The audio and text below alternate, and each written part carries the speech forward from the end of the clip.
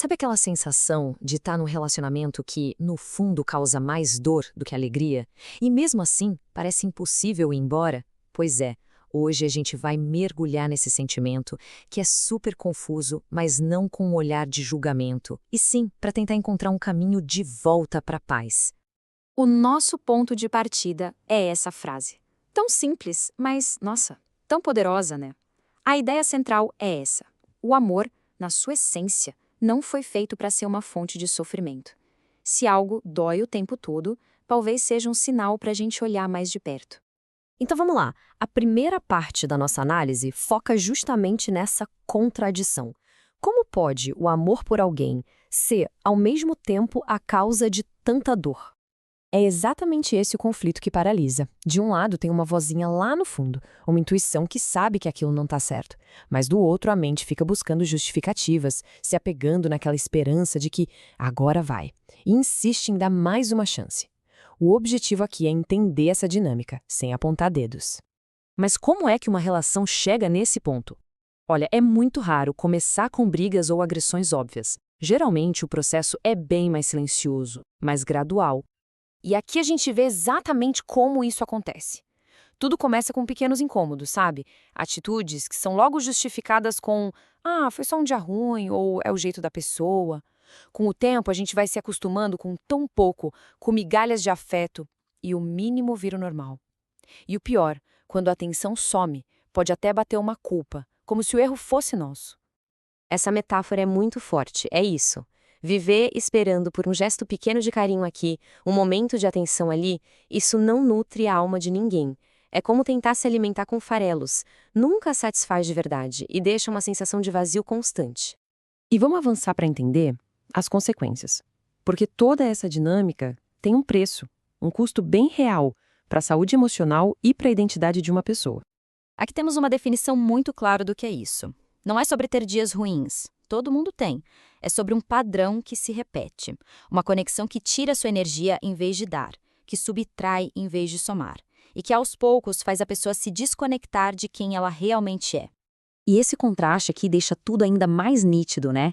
De um lado, o que a gente espera do amor, que ele construa, some, fortaleça, traga paz.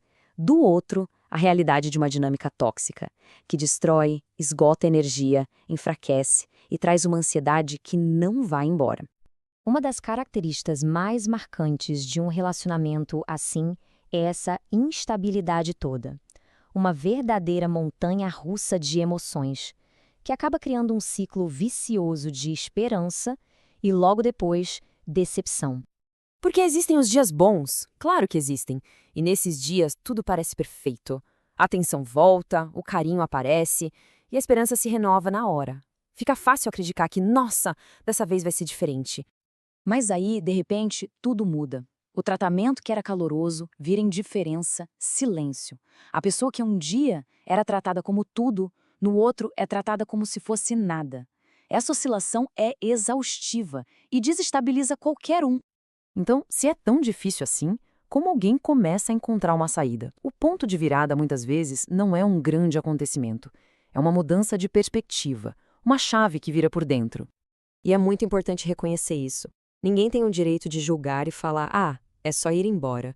Não é. Existem laços profundos, dependências e medos que são muito reais. É uma situação complexa que exige compaixão, principalmente da pessoa consigo mesma.